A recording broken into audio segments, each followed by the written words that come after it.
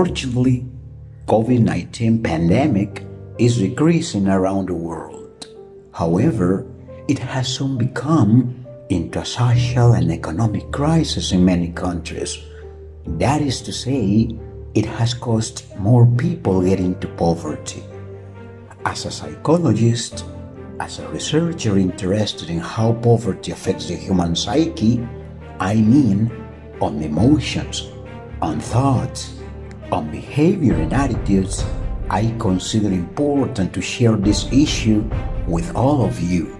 Economic crisis and human psyche. Importance in knowing its association. There are plenty of false beliefs and lack of knowledge regarding to its association, and science has much to do in tearing them down. There is a widespread belief among people in considering that the ones who have a good future ahead come usually from the poorest families. Many are the stories of successful businessmen who are from the poorest backgrounds.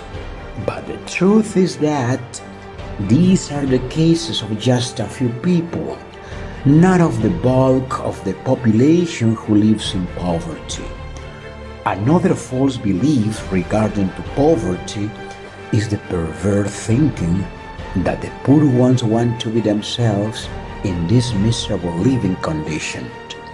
Let's see then what the science says about it, which can help to understand what is happening now in this time of post-pandemic. Association between economic crisis and crime.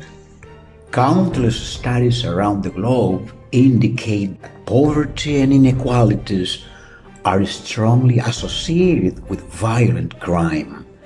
Inequality has a significant effect on crime rates.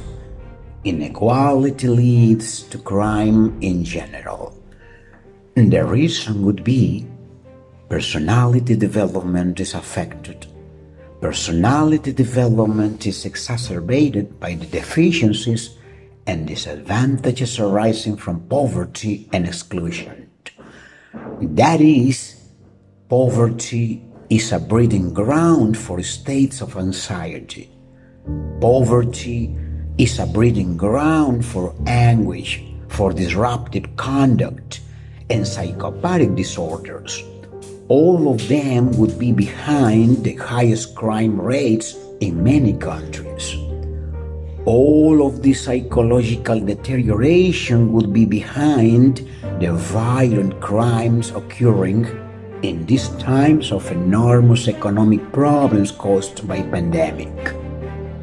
Solutions. We consider that focus on inequalities, focus on reducing high levels of poverty and increasing employment would be the best strategies to face crime. That is to say, crimes against property, robberies, murders, homicides will decrease if we focus on the social factors that trigger them. Therefore, the political strategy for reducing crime in the long term must take it into consideration.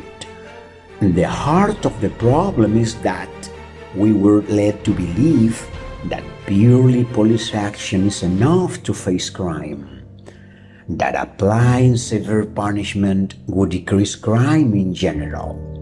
I myself see this is wrong. Another strategy is curbing corruption. It is crucial and indispensable, and this is because corruption is the mother of this perverse trilogy: corruption, poverty, and crime.